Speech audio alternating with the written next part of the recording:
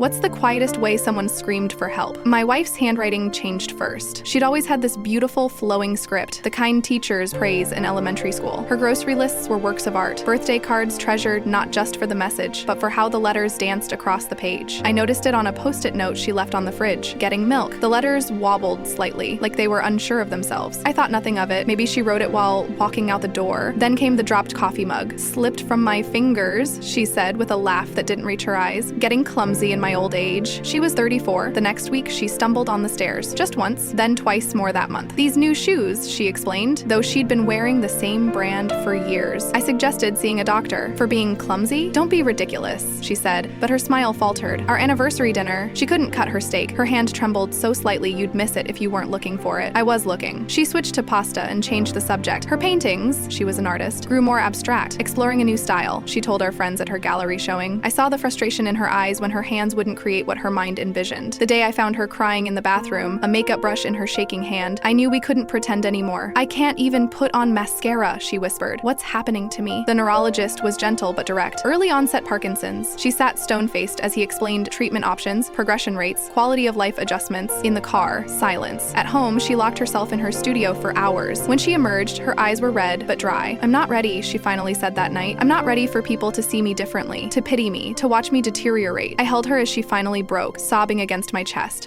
I've been so scared, she admitted. I thought if I didn't say it out loud, it wouldn't be real. She'd been screaming for help for months, in shaky handwriting, in dropped dishes, in stumbled steps, in changing art. Silent screams I almost missed while she smiled and made excuses. The next morning, I woke to find her at the kitchen table, surrounded by medical printouts and support group information. I'm still me, she said firmly. This doesn't get to define everything. She picked up a pen and, with visible concentration, wrote, I love you, on a notepad. The letters trembled but were unmistakably hers, even when the writing changes, she said. 2 years later, her hands shake more noticeably. She takes medication that helps some days, more than others. She's switched to digital art and found new techniques, but sometimes I still find those handwritten notes, shopping lists, reminders, little love notes, and I save every one. They're not just words anymore. They're courage made visible, determination in every shaky line. Her quietest screams have become her loudest statements of resilience. In the deep stillness following that fateful evening, when the shadows of worry and sorrow began to gently recede, I sat alone with thoughts of our shared past. I remembered the playful sparkle in her eyes during sunlit mornings and the quiet assurance in her voice on weary nights. Each memory wove itself into a tapestry of enduring love and strength, a silent vow that even pain could not erase a lifetime of tender moments. With every shaky letter she wrote, I saw not fragility but the resilient beat of a courageous heart that continued to defy despair and embrace hope. In every quiet moment, her strength shone like a hidden star.